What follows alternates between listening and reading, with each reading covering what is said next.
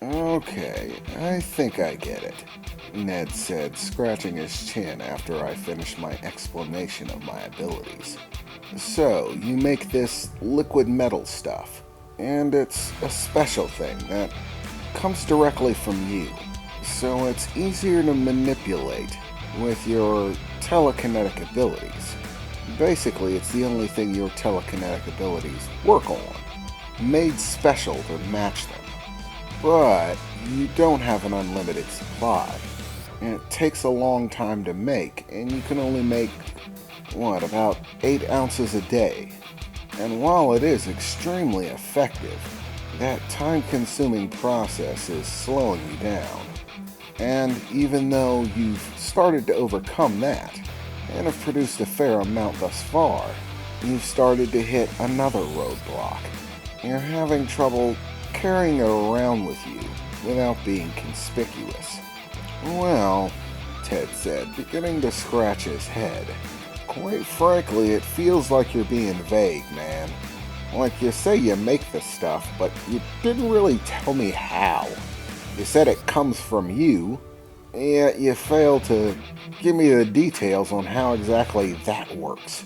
How exactly does that stuff come from you? How do you make it? All the information that you can give me is going to help, man. You have to be specific about everything, even the stupidest little details that you think might not be important. Trust me, it can make a world of difference. I shuddered, thinking about having to explain how I make this stuff. To be honest, I didn't really question it myself, and there are lots of other details that I'd prefer not to get into. I thought to myself, looking at him.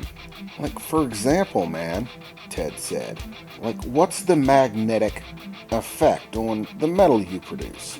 Is it negligible or non-existent? I really need to know these kind of details, man. Everything is important.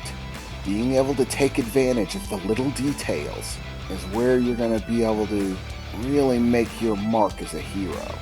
You'd be surprised how often it's these tiny little details that really make your power kick ass. Well, I replied hesitantly, I don't think we have to worry about magnetism when it comes to the liquid metal I produce. In all honesty, it's not actually metal. I just call it that because of its appearance, and because I prefer to call it that. It just sounds cool. Huh, well that's interesting, Ted said. You say the stuff's not actually metal. Well then, what is it? I replied, trying to think up some other answer than what it actually was. Just don't worry about it. It's not metal. You're not going to have to worry about it clinging to magnets. Hold up a second, Vicky interjected. We had all started taking our seats, making ourselves comfortable. Me and Ted were sitting on the couch, and Vicky, as usual, had taken up a beanbag. We had moved the table out of the way so we could have a close-range discussion. Vicky leaned in from her beanbag chair.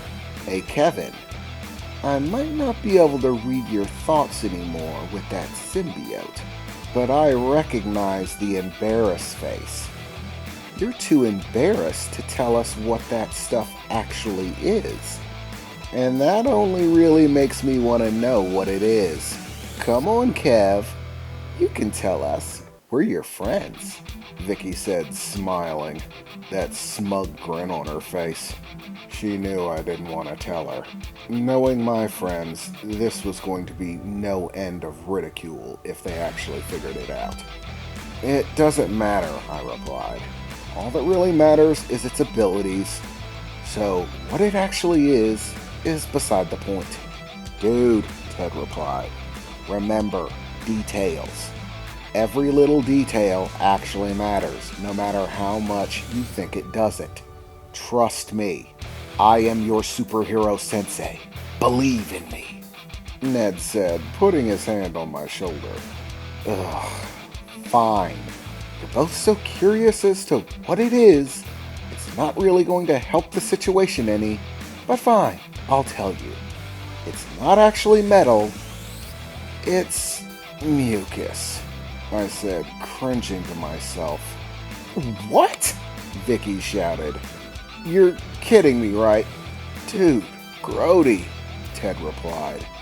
Yeah, I told you it wasn't something that was important. But technically, according to Nylea, it's mucus. A very special, very complicated mucus. It was at that point that Vicky and Ted broke out into laughter. Vicky was laughing so hard she actually fell out of her beanbag chair. Oh my god.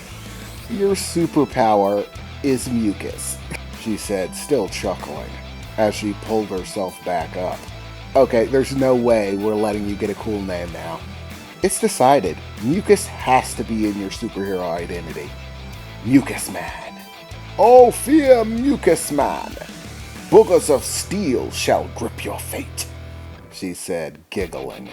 Yeah. I knew I had it coming when I told you. Are you done yet? I said, with a displeased expression in Vicky's direction. It's fine, Mucus Man. I think I'm done, she said, cracking open a beer that she had brought out. Wait, hold on a second, Vicky said, still with a massive grin on her face. If it's mucus, then does it come from your nose? Is that where it comes from? She said, leaning in, still gripping her beer. The smile on her face was toxic. She couldn't wait for something else to laugh at me about. No, Vicky, it doesn't come from my nose, I replied angrily, crossing my arms and leaning back in the seat. Okay, so then where does it come from? Ted interjected. You said you make this stuff, so where does it come from? How do you get it out, so to speak, if it's coming from inside you? Ugh, I said. I don't know. Not exactly when it comes to specifics. But basically, I'm pretty sure it comes from my stomach. Hold the phone, Vicky interjected again.